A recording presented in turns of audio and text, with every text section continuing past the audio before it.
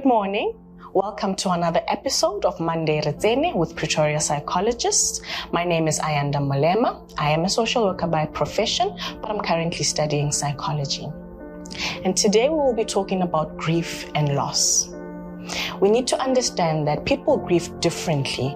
The way we handle a loss of a loved one differs completely from one person to another.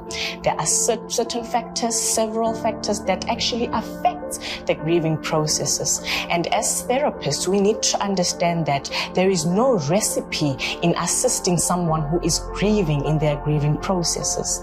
For example, we have socioeconomic statuses that impact the way a person grieves.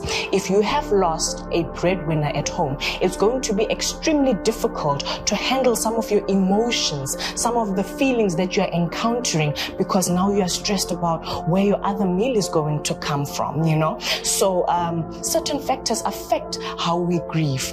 And looking at another factor, your personality traits. If you have a personality trait that is strong, you are better able to accept a loss as compared to somebody else with a different kind of personality.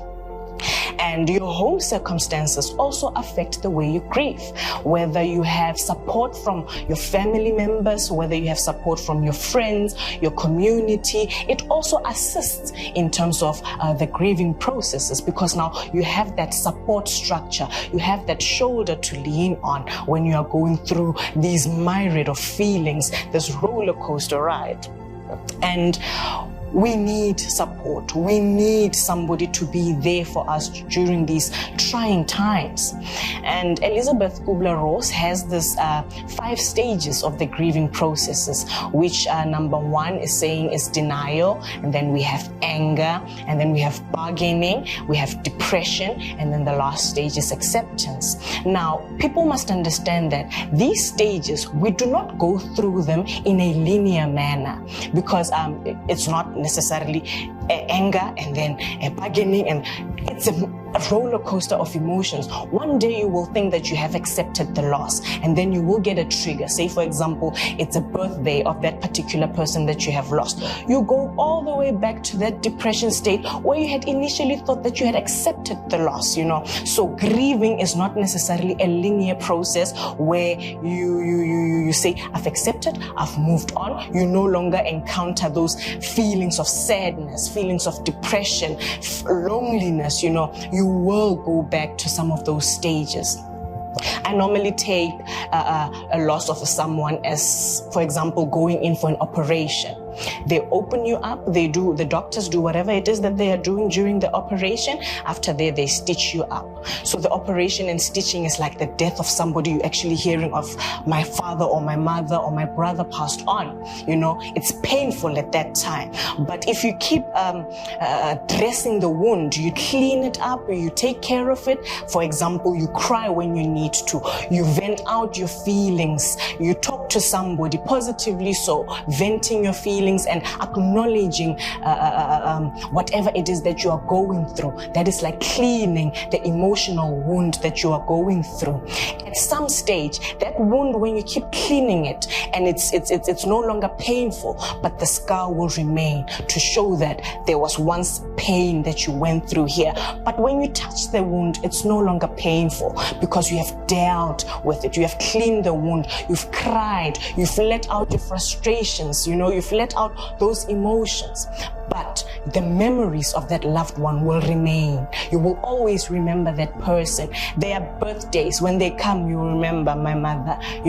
Some days you will have better memories. You will laugh when you remember this person. It will no longer be as painful, but the scar will remain. Another thing that I just want to highlight is that children also grieve. Children also experience a myriad of feelings when they've lost their loved ones. And a majority of our parents, or majority of the people we live with, they do not acknowledge that our little ones are also going through the emotions that we are going through as adults. During the funeral preparations, for example, we do not take them into account. We don't sit them down and explain that, Nana, Mama or Papa has passed away. In simple terms, but clear, that they understand, that they know death has happened in the family. We need to talk about death and dying with the little ones as well, because they must understand that death is inevitable. It's going to happen whether we like it or not. And in our African culture, majority of the children are not allowed to go to the cemetery, and we deny them that opportunity to actually see what is going on. We deny them the opportunity to say goodbye to their loved ones because of cultural reasons that we understand, but we forget that they are also experiencing. They are confused. They don't know what is going on. They feel lost. They feel alone and isolated. So when we grieve, we forget to actually bring them into these grieving processes. The little ones, they need stability to understand that mommy has passed away, yes, but I will still be taken care of. I have these loved ones who are here with me through these processes. So we must understand that little ones also grieve, and they experience the same feelings that we experience. Other people, when somebody has been so sick for the longest time and they pass away, a certain the person who was caring for the sick person will feel a sense of relief. Not because they wanted the person to die, but because this person is finally at peace. There's no more pain for that person. So feeling relieved, don't feel guilty about feeling relieved. It's those feelings that you must internalize. Sit in them. Sit in those feelings. Experience them. Acknowledge them. That way you do not have to go back to the grieving process after so many years, because you did not deal with them. You brushed them off. When people want to talk about this particular person, you brush it off. You don't want to talk about it. That is not a healthy way of grieving. Allow yourself to feel those emotions. Allow yourself to cry if you need to, scream if you need to, but do it in a way that is positive, in a way that you are trying to move on from this pain that we are feeling. And when we started, I needed to mention that loss is not just about death. When parents are divorcing, children are losing that stability that was initially within the house. They also grieve. And when their parents divorce, they must understand that we need to sit down these children and explain that divorce is also a part of life, but they still have mommy and daddy who loves them. Create that sense of I'm still loved. Let them not feel confused, isolated, angry, and then they don't know how to handle all these emotions. So they grieve also the divorce of their parents. Moving house, when you move from, say for example, from Pretoria to Kuruman, and you don't engage your children in your decisions, and you just move, they also grieve. They have lost what they understood to be home, to a different place. New friends, new environment, new school, new faces. It's also difficult. They will experience a lot of emotions. So the support that they get from their family members is extremely important.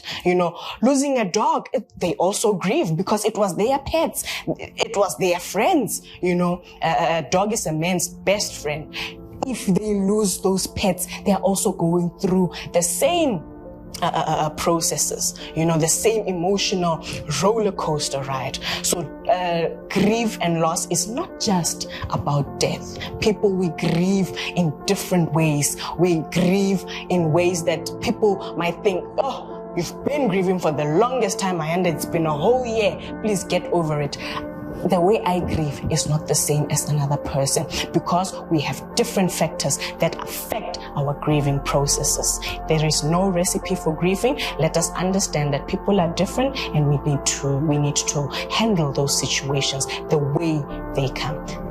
Thank you so much for tuning in. See you on the next episode.